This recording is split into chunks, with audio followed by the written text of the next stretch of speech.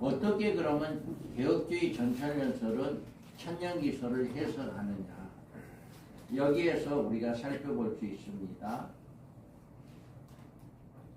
초림예수님이 계시고 교회 시대에 7년 한란, 교회 시대가 있고 한일의 언약이 이루어지면 7년 한란이 이루어져서 두 증인 전 3년 반에는 두 증인의 예언 기간이고 후 3년 반에는 적그리스도 활동 기간입니다.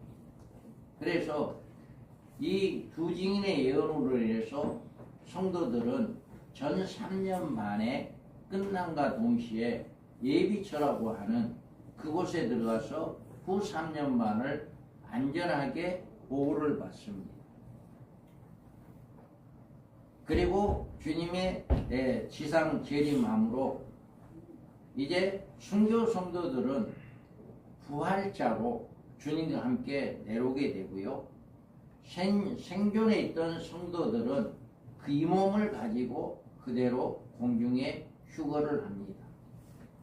그래서 천년왕국에 들어가고 신보자 심판대에서 심판으로 천국과 지옥으로 갈라진다 라고 이렇게 해석을 하고 있습니다.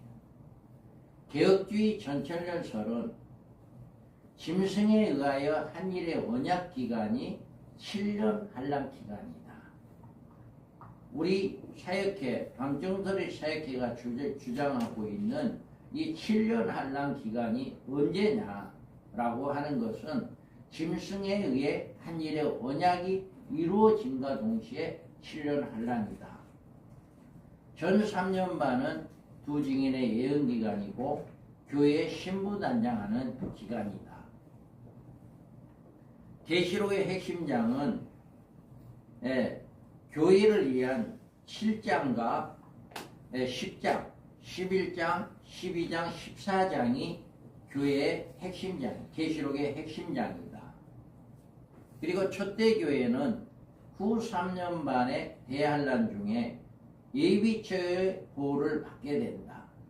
한란을 우리는 안전하게 면하는 이런 일을 하게 되고 6장의 흰말은 11장의 두 증인의 예언사에게 모습이다. 주 재림 시에 함께하는 성도는 첫째 부활자로 순교 성도들이라. 그래서 주님이 재림할 때 오는 성도들은 첫째 부활자들, 순교자들이다. 그리고 7장의 14만 4천은 종말의 사명자로 선발된 종들, 두 증인들이 바로 14만 4천이다. 첫째 부활자는 순교자들이며 모든 성도는 천년 후에 부활하게 된다. 부활 변화받지 않은 몸으로 천년왕국에 들어간다. 이와 같이 우리 밤중소리 사역회가 주장하고 있는 개혁주의 전철연설은 성경적인 근거로 이 9가지의 이 방법으로 이렇게 우리가 주장을 하고 있다라고 하는 것입니다. 그래서 우리는 이 말씀을 근거로 종말 시대로 한눈에 볼 수 있는 요한계시록 흐름, 요한계시록이 계시해주고 있는 종말 시대의 전모를 우리가 살펴볼 수가 있습니다. 여기에서 계시록 서론과 7년 한란 기간에 일어날 사건들과 소망의 실현으로 계시록 전체적인 내용이 구성되어 있다. 그래서 계시록 1장은 서론이고 2장, 3장은 교회의 시대고 4장은 심판의 보좌고 5장은 심판주의 등장이다. 그리고 한일의 기간은 두 증인의 예언 기간이고 적그리스도 통치 기간으로 7년 한란 기간에 일어날 사건들이 6장에서부터 일어납니다. 그래서 6장은 7인의 개봉, 계시록 총론을 이야기하고 7장의 사명자의 인칭과 교회의 보호를 이야기합니다. 그리고 8장에서는 첫째에서 넷째 나팔 짐승과 음녀에 관한 거에 계시가 되어 있고 9장에서는 다섯째, 여섯째 나팔 첫째 하와 둘째 하가 기록되어 있습니다. 10장에서는 두 증인의 부르심, 사명자의 소명이 기록되어 있고 11장은 두 증인의 예언사역과 순교가 기록되어 있습니다. 12장에서는 초대교회와 한란날의 예비처가 기록이 되어 있고 후 3년 만에 들어가서 13장의 적그리스도의 통치기간이 13장에 기록되어 있고 또 14장에 사명자의 자격과 예언의 메시지가 있습니다. 15장은 휴거 성도들의 모습이 있고 16장은 셋째 하로 일곱 나팔과 일곱 대접이 16장에 기록되어 있습니다. 그리고 17장에는 음녀와 짐승의 비밀이 있습니다. 18장에 큰 성 바벨론의 예가가 있고 19장에 주의 재림과 아마겟돈 전쟁이 있습니다. 공중 휴거가 이루어지고 또 여기에서 천년왕국이 이루어지며 이제 무궁세계가 이루어지므로 20장에서는 천년왕국과 신보자의 심판, 21장에서는 새 예루살렘에 관한 말씀과 22장 요한계시록 결론으로 이렇게 전반적으로 1장에서부터 22장까지가 이렇게 각 분야별로 기록이 되어 있다. 그래서 내가 본 것, 그 당시에 요한이 봤던 그 내용 사건들은 1절 1장과 4장 5장입니다. 그리고 이제 있는 일은 그 당시 요한의 시대 때 아시아 7교회의 그 사건들이 이제 있는 일이라고 봅니다. 그 다음에 6장에서부터 22장까지는 앞으로 되어질 일이다. 이렇게 해석을 하고 있습니다. 요한계시록을 주의 재림으로 인한 교회 보호와 이 세상 심판에 관한 계시를 주 목적으로 구성되어 있다. 요한계시록은 생명책에 기록된 성도들의 최종적인 구원과 그들에게 회복된 에덴인 천년왕국의 안식이 약속되어 있다. 요한계시록은 예수 그리스도를 거부한 세상에 대한 최종적인 심판과 세상 임금으로서 세상을 통치해온 사탄의 심판이 계시되어 있다. 요한계시록은 후 3년 반 내에 교회 보호를 위해서 14만 4천의 우리 하나님의 종들을 준비하시고 성공적인 종말 사역을 이루게 하신다. 종말의 적그리스도는 하나님의 교회를 대적할 첫째 알을 시도하지만 하나님은 이 첫째 알을 알곡을 추수할 타작마당으로 활용한다. 요한계시록은 성경 전체에 계시된 종말에 있을 이상과 예언과 모든 계시들을 완전히 성취시키는 성경의 오메가적 결론이다. 요한계시록은 신학적인 다양한 해석 방법이 있지만 개혁주의 전천년설이 개혁주의 신학에 입각한 가장 합리적 해석임을 우리는 자부한다. 이거를 여러분 자부하시기 바랍니다. 우리 개혁주의 전천년설이 이렇게 성경적으로 바르게 해석을 했고 바르게 이렇게 가르치고 있다라고 하는 것을 우리가 보여주고 있습니다. 그러면 우리가 한눈에 보는 요한계시록 전천년설의 구조로 우리는 종말기간에 한 일회로 잡고 7년 틀 안에서 요한계시록을 해석을 합니다. 그래서 짐승이 짐승이 여기에서 보면 한일의 언약 기간이 7년 환란 기간이며 한일의 시작이 7년 환란의 시발점이다.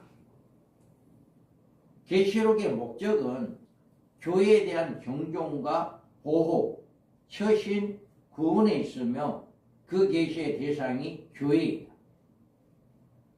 요한계시록은 종말 사역의 주인공인 두 증인의 활동을 중심으로 계시되어 있다.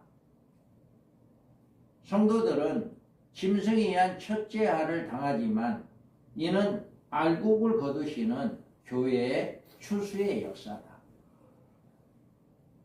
알곡으로 추수된 성도들은 초대교회는 후 3년 만에 대환란에서 예비처 보호를 받는다. 주의 재림은 여섯째 대접 시에 성도의 공중휴거는 일곱째 대접 심판 직전에 있게 된다. 첫째 부활은 순교자의 부활이고 성도들의 부활은 부활과 변화는 신보자 심판 때에 있게 되어진다. 이게 일반 무천년설이나 역사적 전천년설이나 세대주의나 세대주의 해석이나 다른 점이 바로 이와 같이 그들의 해석 방법은 예수님이 재림할 때 모든 죽은 성도가 부활하고 살아있는 성도는 변화되어서 주님을 맞이하게 된다라고 해석을 합니다. 그런데 우리 개혁주의 전천년설에서는 이렇게 첫째 부활자는 순교자들이고 성도들의 부활과 변화는 천년왕국이 끝나고 난 다음 신보자 심판 때 이루어진다. 그래서 주님이 재림할 때 모든 성도가 다 부활하고 변화되는 것이 아니라 첫째 부활자들, 순교자들이 부활을 하고 모든 살아있는 성도들은 그 몸 그대로 가지고 공중에 올라가서 주님을 맞이하고 그 몸을 가지고 천년왕국에 들어와서 천년을 살게 되어지고 천년왕국이 끝나고 난 다음에 죽은 성도들은 그때 부활하고 천년왕국에서 살아있는 성도들은 그때 신보자 심판 때 죽지 않고 변화되어지는 역사가 일어나게 된다 라고 하는 것을 주장을 하고 있습니다. 자, 우리가 여기에서 보면 인과 나팔과 이 모든 계시의 종말 사건의 진행을 우리가 살펴볼 수가 있습니다. 그래서 7인입니다. 7인의 첫째 인 사건 흰말이 나옵니다. 흰말은 6장 2절에 이에 내가 보니 흰말이 있는데 그 탄자가 활을 가졌고 멸류관을 받고 나아가서 이기고 또 이기라고 한다 라고 이야기합니다. 그래서 이 흰말의 사건들이 어디에 연결되어 있냐, 어느 장에 연결되어 있냐, 7장에서 사명자의 인침받는 준비된 성도들이 14만 4천으로 이렇게 인침받는 자가 준비되어 있습니다. 그래서 7장 4절과 14절에 14만 4천 명과 셀 수 없는 어린 양의 피에 그 흰옷을 씻어 입은 성도들, 그러니까 두 가지 성도들로 이렇게 증명을 해주고 있습니다. 그리고 10장에서는 이제 작은 두루마기를 갖다 먹어 입에는 꿀처럼 달고 배에는 쓰게 되는 순교자의 사명을 10장에서 이야기를 했고요. 11장에서는 두 진이 예언 사역으로 1260일간 예언해야 한다 라고 하는 것을 11장에서 이야기합니다. 그리고 14장에서는 사명자의 자격이 나옵니다. 14장 4절에서 5절에 보면 이 사람들은 여자와 더불어 더럽히지 아니하고 순결한 자라, 어린 양이 어디로 인도하든지 따라가는 자라, 사람 가운데에서 속량함을 받아 처음 익은 열매로 하나님과 어린 양에 속한 자들이니 그 입에는 거짓말이 없고 그 흠이 없는 자들이더라. 이와 같이 분명하게 자격에 대해서 14장에서 이야기를 하고 있고 19장에서는 주님의 재림과 아마겟돈 전쟁으로 이제 1260일 동안 복음을 증거하다가 순교당하여 죽은 자들과 또 사흘 반 동안에 그 영혼들이 들어가서 다시 살아나 하늘로 승천하는 자들과 복음을 한 일의 언약이 이루어지기 직전까지 복음을 증거하다가 누군가의 목베림을 당하고 죽임을 당한 그 영혼들이 부활을 해서 주님과 함께 내려오는 이런 내용의 말씀이 19장에 나오고 있습니다. 그리고 20장에서는 이렇게 첫째 부활절에 참여한 자들이 복이 있고 거룩하다라고 이렇게 말씀을 하고 있습니다. 그리고 21장 26절에 사람들이 만국의 영광과 종기를 가지고 그리로 들어간다. 천년왕국에서만 왕노로 다는 것이 아니고 영원한 새 예루살렘에서도 영원토록 왕노로 다는 그 축복을 받게 되어진다라고 하는 것이 바로 여기에서 첫째인 사건 흰말에 대한 내용입니다. 그 다음에 둘째인의 사건은 여기에서 붉은 말입니다. 그래서 이 둘째인을 뗄 때 붉은 말이 나오는데 붉은 말은 하나님을 대적하는 말이며 그 탄자가 허락을 받아 땅에서 화평을 제하여 버리고 서로 죽이게 하고 또 큰 칼로 받았으므로 하나님의 허락하에 이 세계에 전쟁을 일으키는 세력으로 전쟁으로 화평을 제하여 버리고 사람들을 죽이고 죽이는 일을 하게 될 것이다.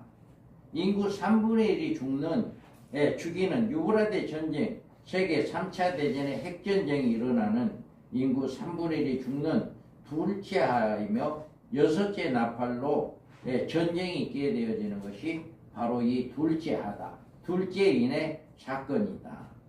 그 다음에 셋째인은 검은 말입니다. 흉년과 기근을 이야기합니다.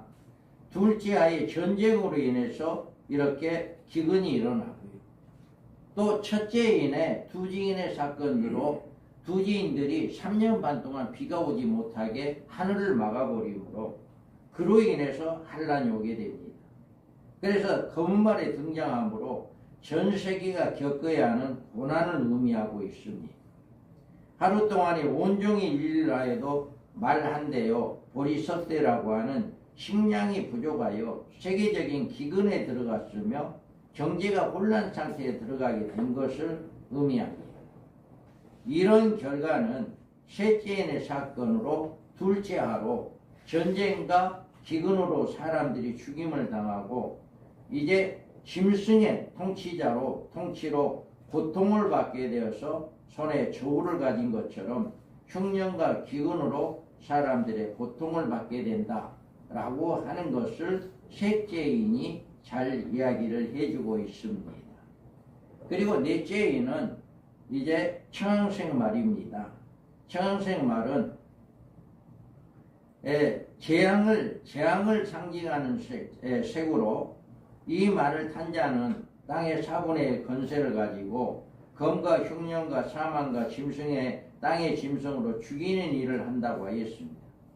앞으로 인류 종말이 이처럼 검은 말은 전쟁을 의미한다면 청색 말은 전쟁으로 죽지 않은 인류 4분의 1을 죽이는 일을 할 것이다 라고 하는 것을 해석을 하고 있습니다.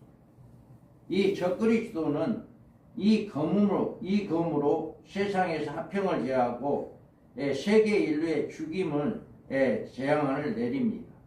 두 번째 흉년이라고 했습니다. 흉년은 검은 말의 활동을 말합니다. 청황색 말의 등장은 결국 두 증인의 예언사역과 유브라데 전쟁으로는 흉년의 재앙을 세상에 내리게 되는 것을 의미합니다. 그래서 이와 같이 여기서 우리는 이 청황색 말 탄자가 바로 온 인류에게 짐승의 표를 주어서 사망으로 이끌어갈 적그리스도임을 우리가 알 수가 있다. 그래서 넷째는 바로 적그리스도다라고 하는 것입니다. 그래서 이자의 사명은 모든 인류로 짐승의 표를 받게 하여 음부로 안내하는 역할을 담당합니다. 그러므로 계시록에 이자에 대한 경종의 계시가 큰 비중을 차지하고 있습니다. 이 경종은 경종의 귀를 기울여 그의 나타남과 그의 활동의 비밀을 알고 사탄의 미혹을 받는 일이 없도록 영적인 눈이 열리고 모두가 되기를 주님의 이름으로 축복합니다. 그 다음에 우리가 다섯째 인의 사건이 있어요. 이 다섯째 인은 7장과 11장과 19장에 있는데 우리는 여기에서 보면 이들은 순교자들로 하나님의 말씀과 그들이 가진 증거로 말미암아 죽임을 당한 영혼들이다 라고 이야기합니다. 이들은 예수님을 믿음으로 다른 사람에 의해서 죽임을 당하여 자들을 이야기합니다. 그래서 누가복음에 보면 11장 50절에서 51절에 보면 창세 이후로 흘린 모든 선지자의 피를 이 세대에 담당하되 곧 아벨의 피로부터 제단과 성전 사이에서 죽임을 당한 사갈의 피까지 하리라. 내가 너희에게 이르노니 과연 이 세대가 담당하리라. 이렇게 말을 써나옵니다. 그래서 이 아벨에서부터 모든 죽은 성도들이 이렇게 순교자의 영혼들이다라고 합니다. 그래서 다섯째를 뗄 때 호소하는 영혼들은 구약의 아벨에서부터 시작하여서 하나님의 말씀을 증거하다가 다른 사람에 의해서 죽임을 당한 영혼들이 바로 다섯째인의 사건들의 영혼들이다. 이들은 한 일의 언약이 이루어지기 전까지 죽임을 당하는 자들의 영혼들이라고 볼 수가 있습니다. 지금도 많은 사람이 복음을 증거하다가 다른 사람에 의하여 죽임을 당하는 자들이 이 무리에 들어가게 될 것입니다. 이처럼 이들은 죽은 영혼들이 호소하는 무리들이 다른 순교자가 있다고 하는 경종을 성경에서는 이야기해 주고 있습니다. 그래서 우리가 여기에서 보면 계시록 7장에 보면 내가 인침을 받은 자의 수를 들으니 이스라엘 자손 각 지파 중에서 인침 받은 자가 14만 4천이다 라고 하는 이처럼 지금 하늘 보좌에서 다섯째 인을 띌 때 호소하는 영혼들이 있고 그의 첫째 부활제에 들어갈 또 다른 순교자가 있다라고 하는 것을 성경은 이야기합니다.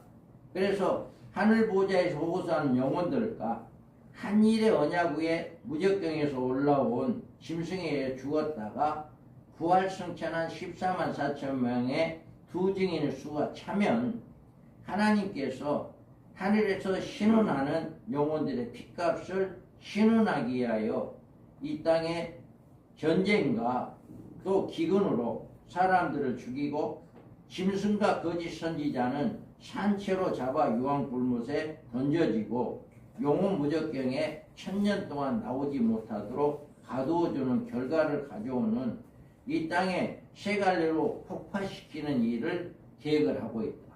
그래서 지금 다섯째 인을 우리의 핏값을 언제 갚아줄랍니까? 라고 호소하는 그것이 이루어졌을 때 네 종들과 같이 똑같은 수가 찰 때까지만 기다려라라고 하면서 그들에게 흰 두루마기를 주고 있었던 이 일이 바로 누군가의 그들과 같이 또 다른 순교자가 하나님은 채워져야 한다라고 하는데 그 순교자가 바로 누구냐? 마지막 한 일의 언약이 이루어지고 1260일 동안 복음을 증거하고 죽임을 당한 순교자들이 바로 그 지금 다섯째 인을 때는 그 효소여하는 그 순교자들의 수가 채워지는 역할을 한다라고 하는 것으로 이렇게 해석을 하고 있습니다.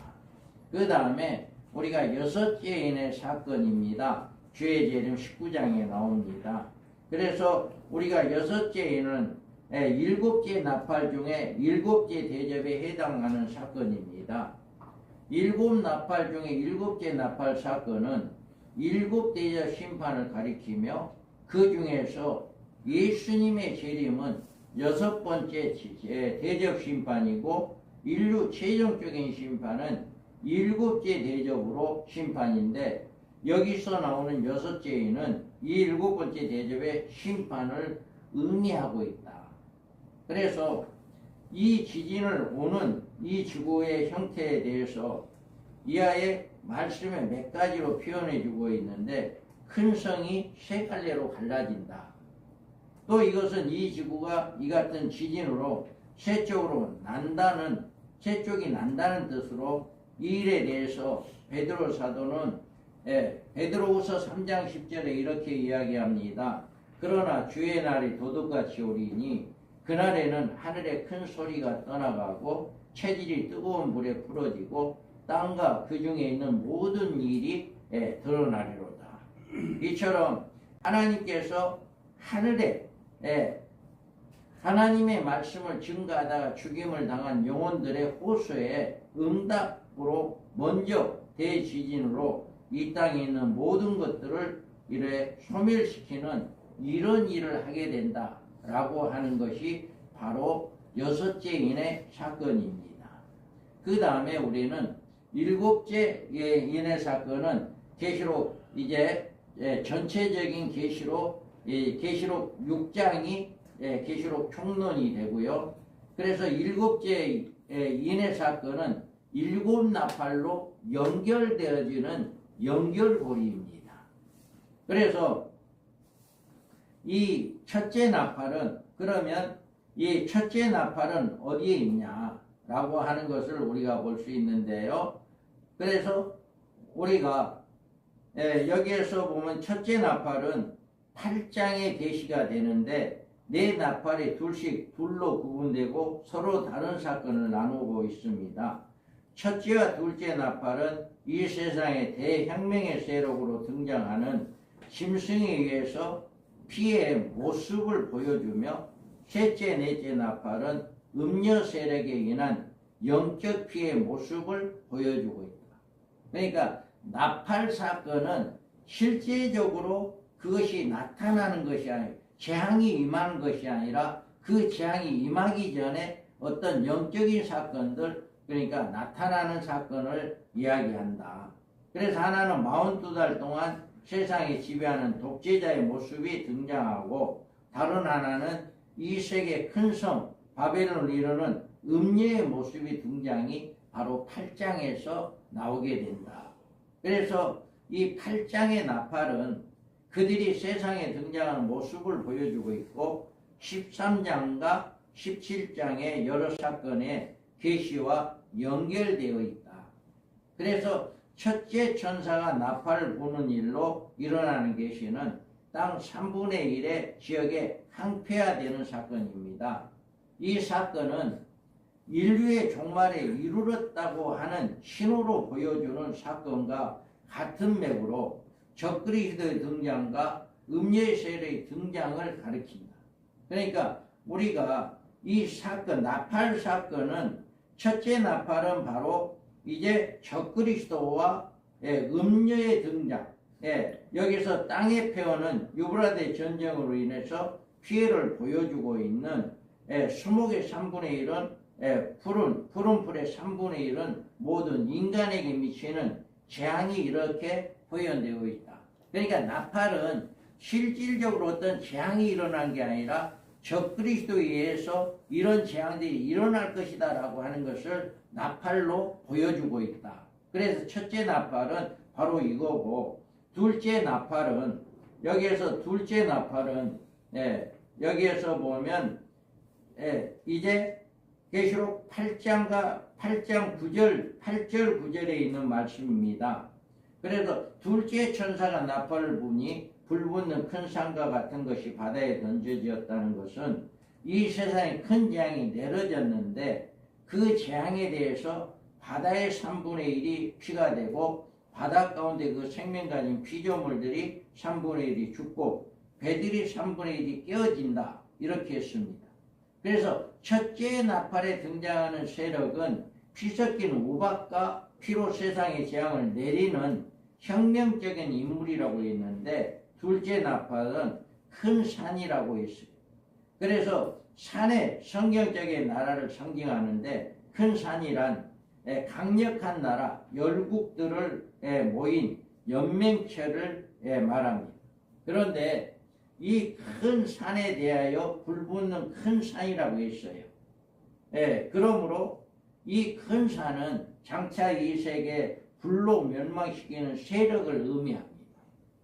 그래서 장차 이 땅에 적그리스도를 도와줄 큰 세력이 등장하는데 이들이 열불이라고 하는 열나라들이다.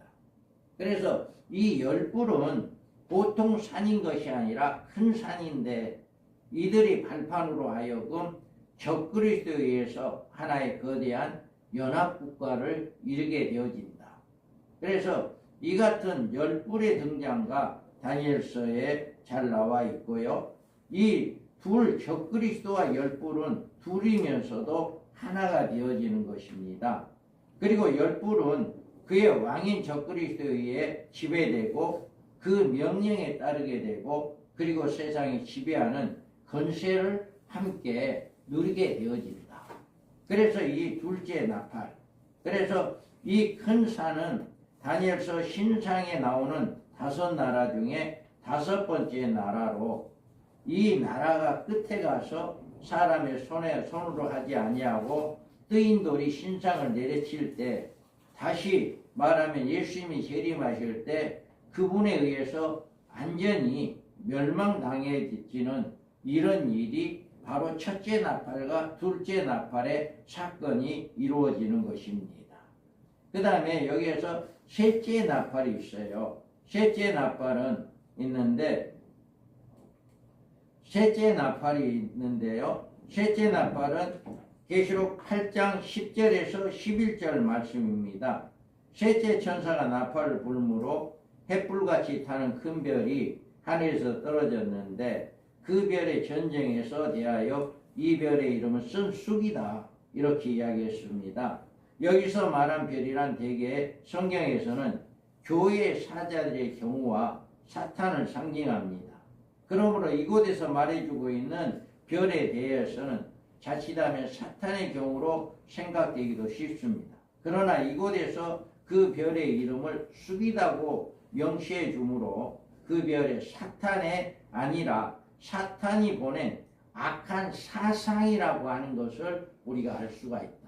그래서 셋째 나팔은 이 하나님의 말씀을 버리고 마음이 강팍함으로 허탈한 우상을 섬겼던 이스라엘을 향하여 하나님께 쑥을 먹이는 독한 물을 마시게 하는 것을 말합니다.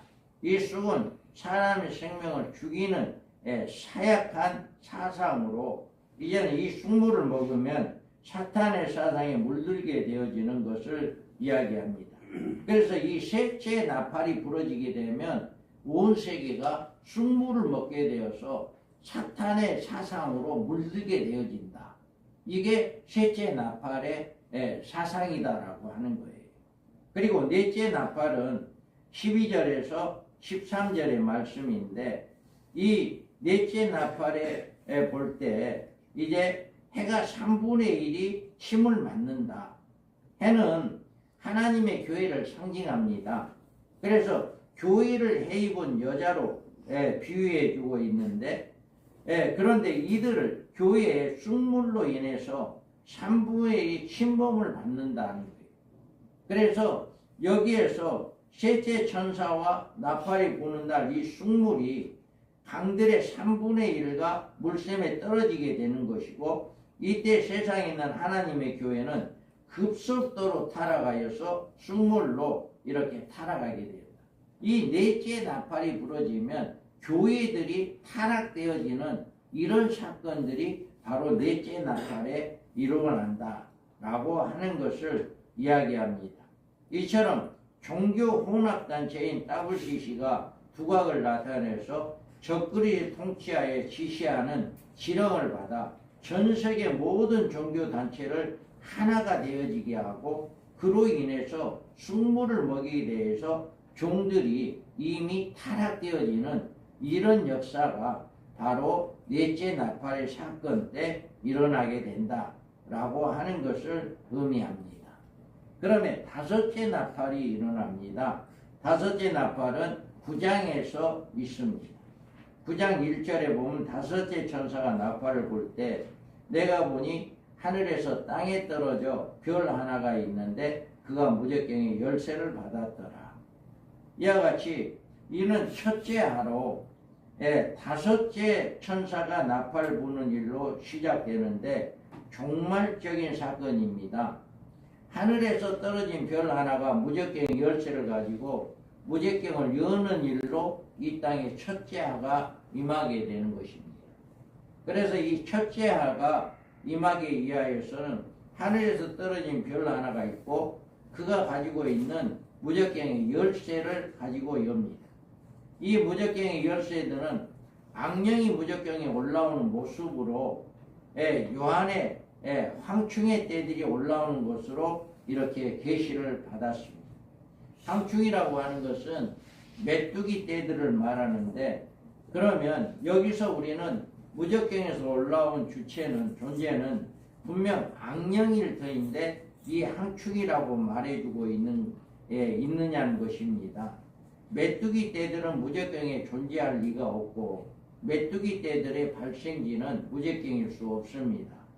이것은 하나의 상징적인 것으로 이제 9장 4절에 보면 그들에게 이르되 땅의 풀이나 푸른 것이나 각종 수목을 해하지 말고 오직 이마에 하나님의 인침을 받지 아니한 사람들만 해라 라고 이렇게 말하고 있습니다.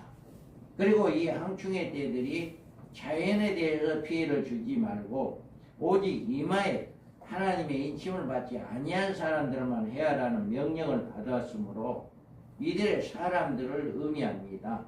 하나님의 인침을 받지 않는 사람들이란 예수님을 믿고 믿음을 지키고 있는 성도들을 의미합니다.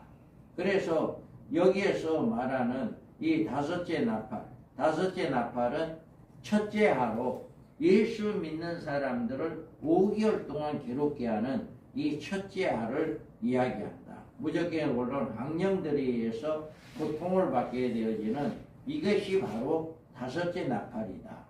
그 다음에 여섯째 나팔은 유라대 전쟁입니다. 그래서 13절에서 9장 13절에서 15절의 말씀입니다. 그래서 13절부터 인류 종말이 일어날 종말적인 무서운 전쟁의 대전의 계시가 나옵니다. 이 전쟁은 유브라데 전쟁이라고 부르고 이 전쟁에 인해서 세계 인구의 3분의 1이 죽게 되어지는 이 전쟁이 있게 되어졌다. 그래서 이 전쟁이 여섯째 나팔로 둘째 하인 것입니다. 여섯째 나팔과 둘째 하의 전쟁이 일어나는 배경으로 이스라엘이 그 국권에 회복한 1948년 이후에 있을 사건으로 이스라엘을 공격하는 대상으로 곡과 마곡인 이스라엘에게 북방은 레바논, 시리아, 터키, 러시아 땅으로 가나안 땅이 러시아는 북극에 이르기까지 계속되기 때문에 극한 북방 지역이라고 이야기하고 있습니다. 그래서 다니엘에서 나온 남방왕은 아랍권을 중심으로 한 아랍의 연맹체 10부를 의미합니다. 그리고 적그리스도와 그가 거느리는 10불이 열왕인 이스라엘을 상대로 전쟁을 일으킬 대상임을 이렇게 말해주고 있습니다.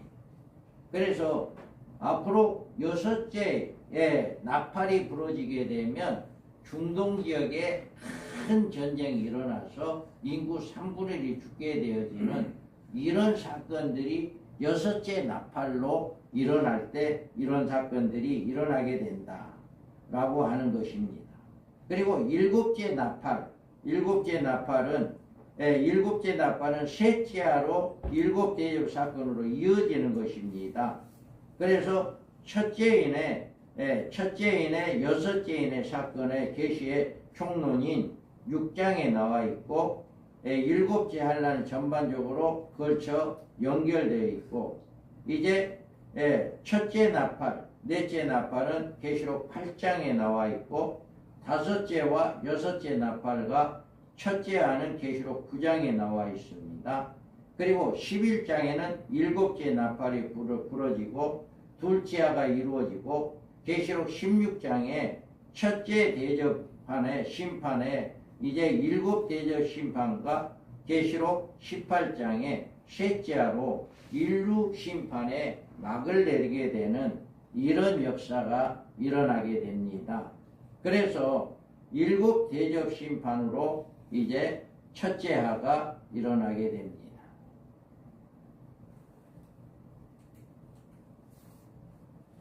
그래서 하나님의 진노의 근대접을 가진 일곱 천사 중에 하나인 첫째 천사가 그 명령을 따라 대접을 땅에 쏟았다.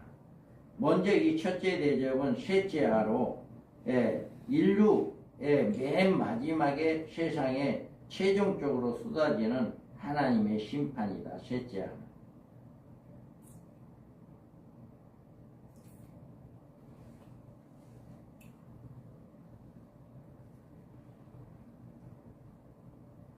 우리가 첫째 대접에서 첫째 대접은 이렇게 나오고 둘째 대접은 16장 3절에 나옵니다. 둘째 천사가 그 대접을 바다에 쏟음에 바다가 곧 죽은 자의 피같이 된 바다 가운데 모든 생물이 죽더라. 그래서 둘째 천사는 그 두 번째 대접을 바다에 쏟을 때 곧 죽은 자의 피같이 되나 바다 가운데 모든 생물이 죽게 되어지는 이 지구가 멸망의 심판을 당할 때 바다가 예의가 되지 않고 바다에 있는 모든 고기를 인간들과 함께 진멸할 것이다 라고 하는 것을 잘 이야기하고 있습니다. 그리고 셋째 대접은 이제 16장 4절에 셋째 천사가 그 대접을 강과 물 근원에 쏟고 피가 되더라. 셋째 천사가 명령을 받고 그 대접을 강과 물 근원에 쏟았습니다. 그랬더니 이 세상의 모든 물이 갑자기 피로 변화해 버린 것입니다. 이 같은 물의 심판에 관하여는 물을 차지한 천사가 하나님께 영광을 돌리는 이처럼 말합니다. 계시록 16장 5절에서 7절에 보면 내가 들으니 물이 차지한 천사가 이르되 전에도 계셨고 지금도 계시고 거룩하시니요 이렇게 심판하시니 의로우시도다. 그들이 성도들과 선지자들의 피를 흘렀으므로 그들에게 피를 마시게 하신 것이 합당하나이다 하더라. 또 내가 들으니 제단이 말하기를 그러하다. 주 하나님 곧 전능하신 이시여 심판하시는 것이 참되시고 의로우시도다 하더라. 이와 같이 셋째 대접이 쏟아질 때 땅에 있는 모든 물의 근원이 피가 되어서 피를 마시게 되는데 그 피를 마시게 된 이유는 많은 사람들을 죽임으로 말미암아 그 피값으로 그 죄값으로 그들이 피를 마시게 된다라고 하는 것을 잘 이야기해 주고 있습니다. 넷째 대접 심판은 계시록 16장 8절에서 9절의 말씀입니다.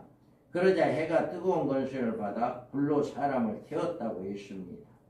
이 심판의 모습은 여러 가지로 생각할 수가 있는데 이처럼 네 번째 천사가 네 번째 대접을 해에 쏟을 때 기록된 말씀대로 해가 권세를 받아 갑자기 강력한 열을 발산하여 급격히 무더위에 인하여서 사람들을 곳곳에서 죽이는 사건을 일어납니다. 지금 현재 우리가 태양의 빛은 살리는 빛입니다. 사람이 살고 식물이 살고 모든 것이 사는 것이 태양의 빛이 있기에 살 수가 있습니다. 그런데 이미 대접 심판이 이루어진다면 이미 하나님의 백성들은 이미 공중에 올라가서 안전하게 이제 보호를 받게 됩니다. 그래서 그때 이 대접 심판 때에는 하나님의 백성은 이 땅에 존재하지 않습니다. 그래서 더 이상 해가 그 권능으로 사람을 살리는 해가 아니라 이제는 사람을 죽이는 그 해로 바꾸어진다라고 하는 것입니다. 그래서 이와 같이 우리가 넷째 대접을 심판할 때 해가 사람을 이렇게 죽이는 이런 일을 하게 된다라고 하는 것을 우리가 볼 수가 있고요. 다섯째 대접에서는 대접 심판에서는 16장 10절에서 11절 말씀입니다. 그래서 다섯째 천사의 차례가 되었는데 다섯째 대접을 가진 천사가 명령에 따라서 그 대접을 짐승의 보좌에 쏟았습니다. 짐승의 보좌는 곧 적그리스도가 다스리는 세계적인 본부를 말하는데 우리는 짐승의 보좌가 어느 나라에서 펼쳐질지는 모릅니다. 다니엘서 11장 45절을 보면 그가 장막 궁전을 받아와 영화롭고 거룩한 산 사이에 세울 것이나 그의 종말에 이르러서 도와줄 자가 없으리라. 이와 같이 말씀을 하고 있기 때문에 어디엔가는 세우게 될 것입니다.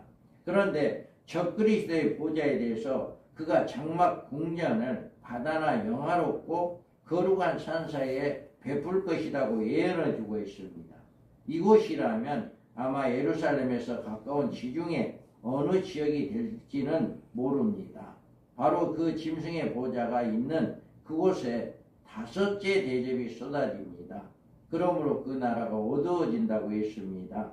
짐승의 나라라면 온 세상을 말하는데 짐승의 42달 동안 세상을 지배한 권세를 받은 자이므로 이 대접 심판이 진행될 때 그 자가 세상의 통치자로서 군림하고 있을 시기이기 때문에 그 나라가 전 세계를 말합니다. 그러나 세상이 갑자기 캄캄해진다고 하는 것은 이제는 온전히 중천에 떠 있는 태양이 무언가가 감추어져 버린 이런 경우로 예수님의 십자가에서 운명하시려고 직전에 하늘이 가려져서 세상이 캄캄해졌던 그런 것과 같이 다섯 번째 대접 심판이 쏟아질 때 이제 그 적그리스의 통치국가가 완전히 멸망되어진다 라고 하는 어두워진다라고 하는 것을 잘 보여주고 있습니다. 그 다음에 우리가 여섯째 대접은 뭐냐? 여섯째 대접은 우리가 16장 12절에 있습니다. 또 여섯째 천사가 그 대접을 금강 유브라데에 쏟음에 강물이 이제 강물이 말라서 동방에서 오는 왕들의 길이 예비되었다. 여섯째 천사가 그 대접에 금강 유브라데에 쏟았습니다. 주님의 재림으로 하나님을 대적하여 있던 적그리스도와 거짓 선지자 심판하고 그를 따르던 모든 군대를 멸하기 위하여서 아마겟돈에 하늘의 군대와 함께 이제 임하게 되어서 그 강물이 말라서 이제 동방에 오는 왕들의 길이 예비되었다.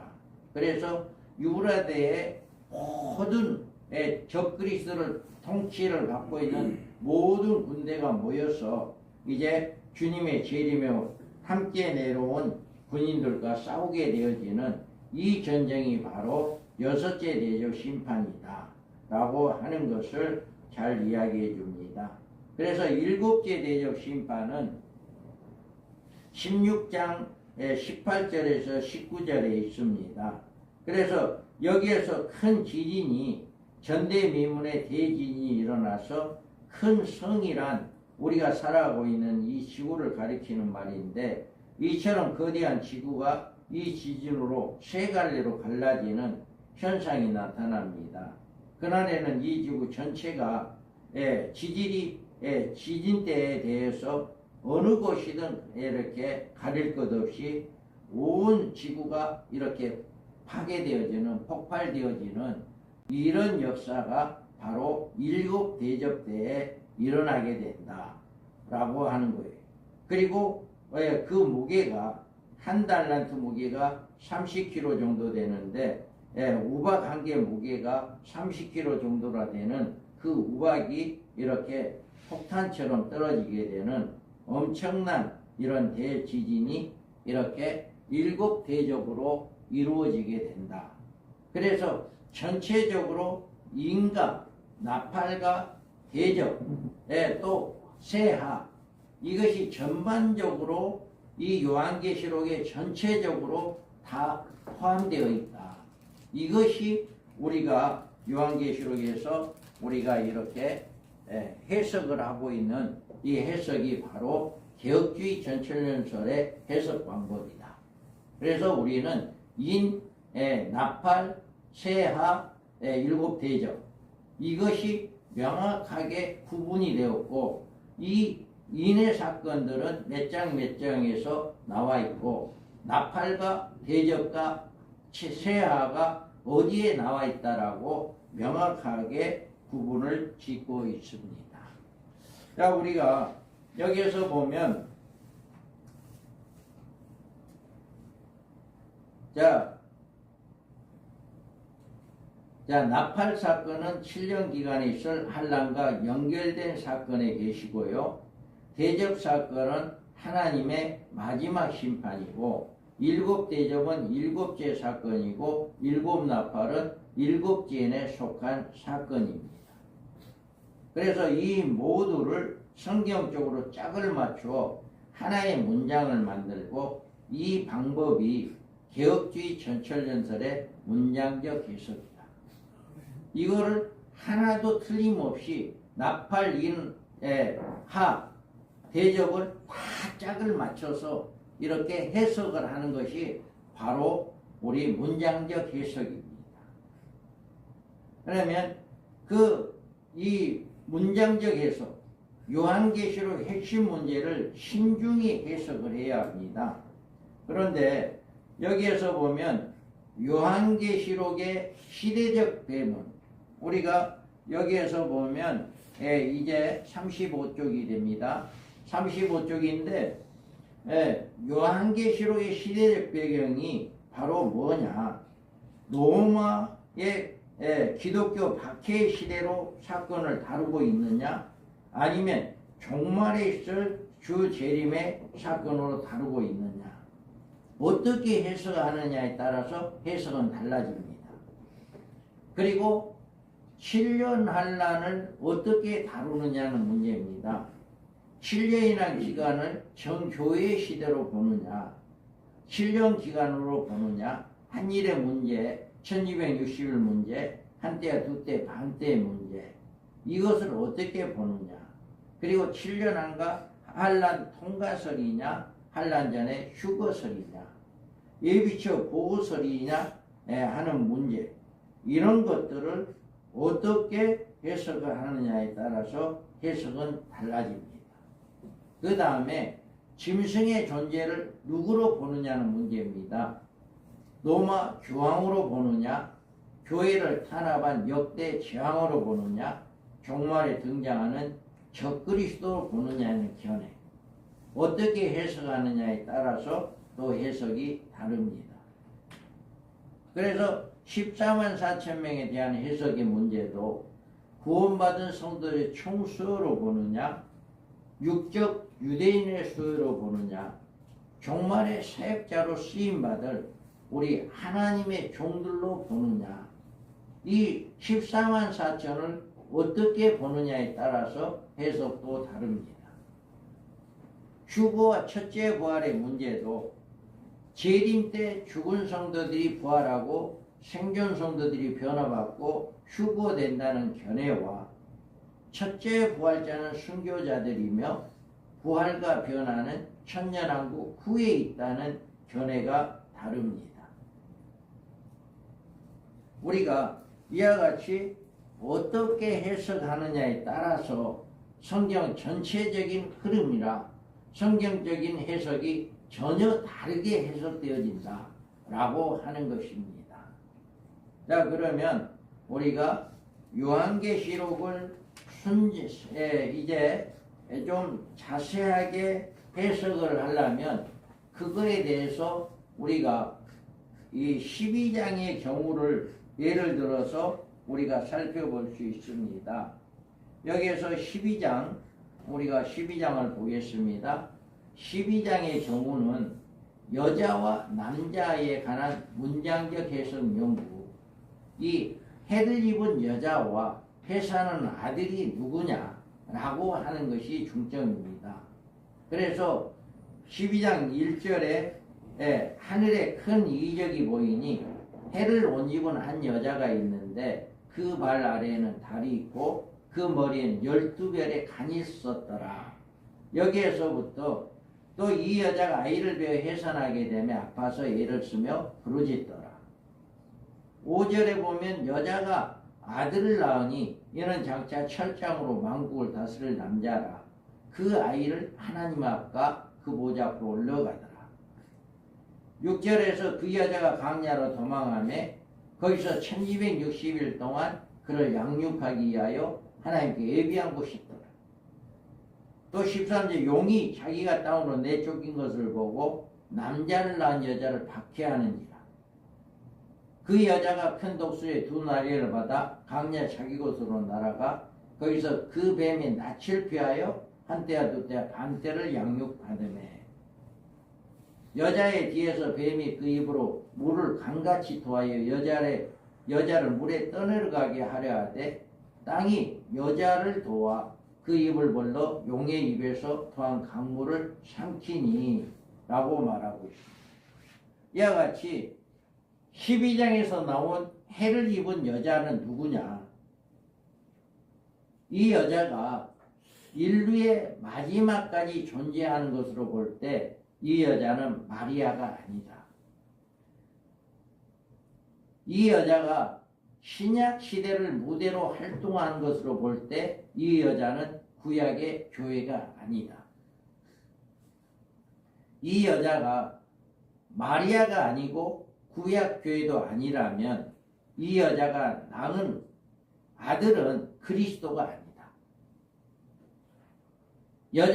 여자와 남자는 밀접한 관계에 있으며 이 관계는 종말적 사건과 연관되어 있다. 우리는 여기에서 여자가 누구고 그 아들이 누구냐라고 하는 것을 살펴볼 수가 있는 거잖아요. 그래서 신부단장한 초대교회이다. 이 여자는 해는 빛 대신 하나님과 그리스도를 상징하고 다른 교회의 신부를 준비를 갖춘 성도들을 상징하고 머리에 쓴 12별에 가는 승리를 상징한다. 그래서 해 입은 여자를 뭘로 보느냐? 바로 교회다라고 하는 것을 이야기합니다. 그러면 여기에서 해를 입은 여자가 교회라고 한다면 그 해산하는 아들이 누구냐라고 하는 것을 볼 수가 있는데 우리가 4절 5절을 읽어봅니다.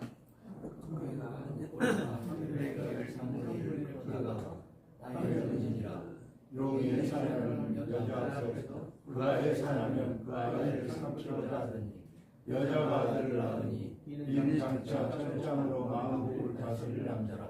그 아이를 하나님 앞과 그 보좌 앞으로 올려가더라.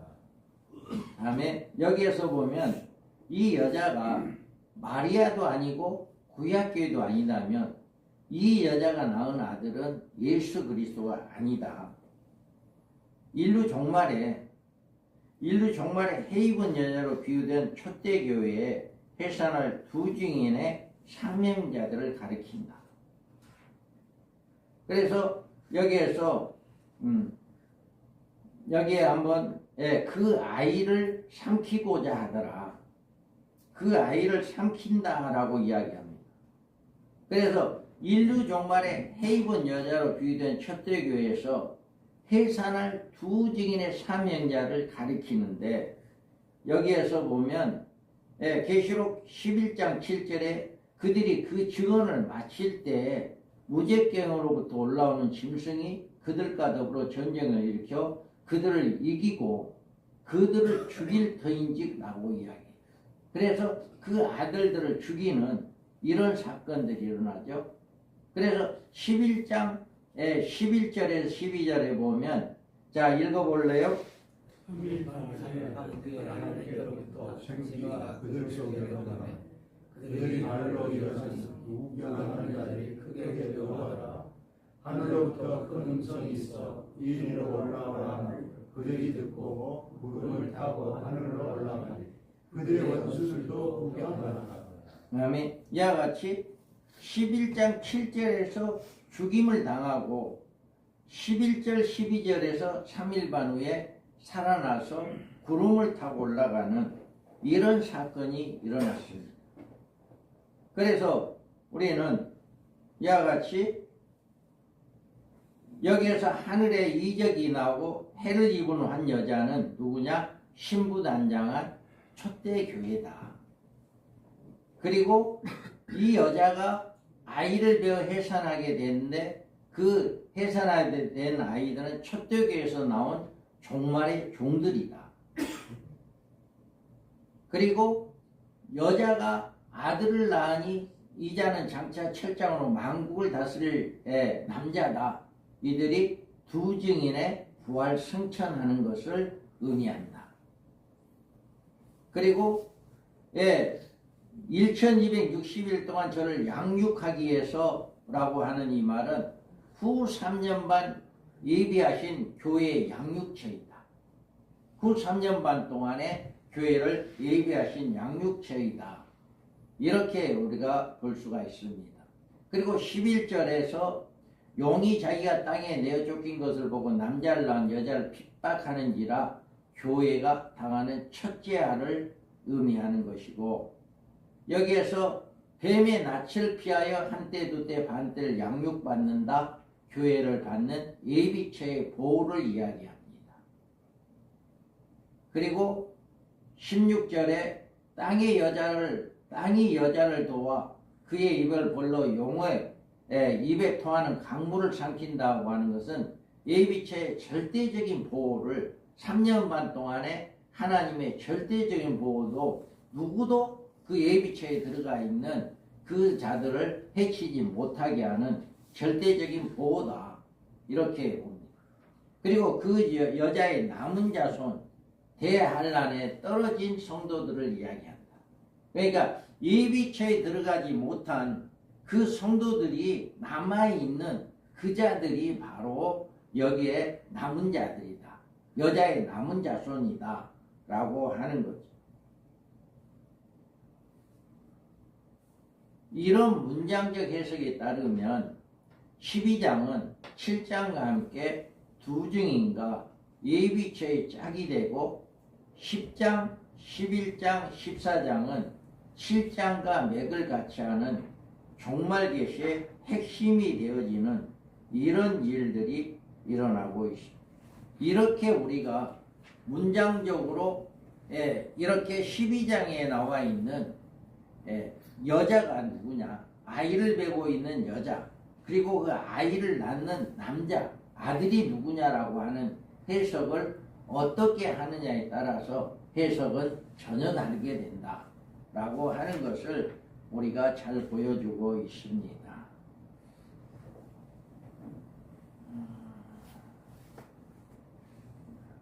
자, 여기에서 잘못된 선입견의 착오가 있는데요.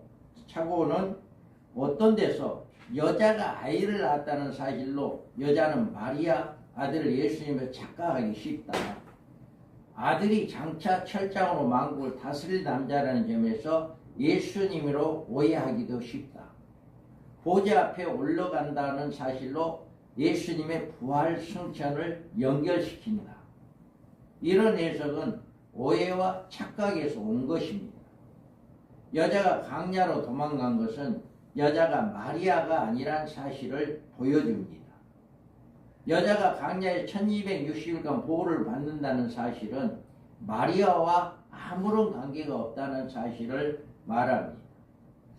여자가 용의 핍박을 위해서 이기에 의해서 보호를 받는다는 사실은 마리아의 경우에 해당되지 않습니다. 이와 같이 이 해를 입은 여자 마리아가 아니라 종말의 종국의 짐승을 이긴 교회를 가리킨다. 그리고 여자가 낳은 아들은 이스라엘 각 지파 중에서 선발된 14만 4천의 우리 하나님의 종들로 두 증인을 말한다. 이 아이를 철장 건세로 행세하는 일은 주님의 재림하실 때 백마를 탄 하늘 군대로 짐승의 군대로 심판하는 것을 말한다. 여자가 용의 핍박을 받는 사건은 교회가 짐승과 음녀로부터 받는 5개월 항충의 첫째 하를 이야기하고 있다. 여자가 용의 핍박을 당할 때 이를 피하여 강야로 도망가서 1260일 동안 영육받는 일은 후 3년 반의 예비처를 보호한다. 이렇게 말을 하고 있습니다. 그리고 용은 예비처에 있는 교회 여자를 공격하지만 하나님은 절대적으로 보호로 지켜주신다. 그리고 여자의 남은 자손은 후 3년 만에 떨어진 미련한 처녀들을 말하고 그를 후 3년 만에 회개의 믿음을 표현한 것이다. 이렇게 이야기하고 있습니다. 우리가 조금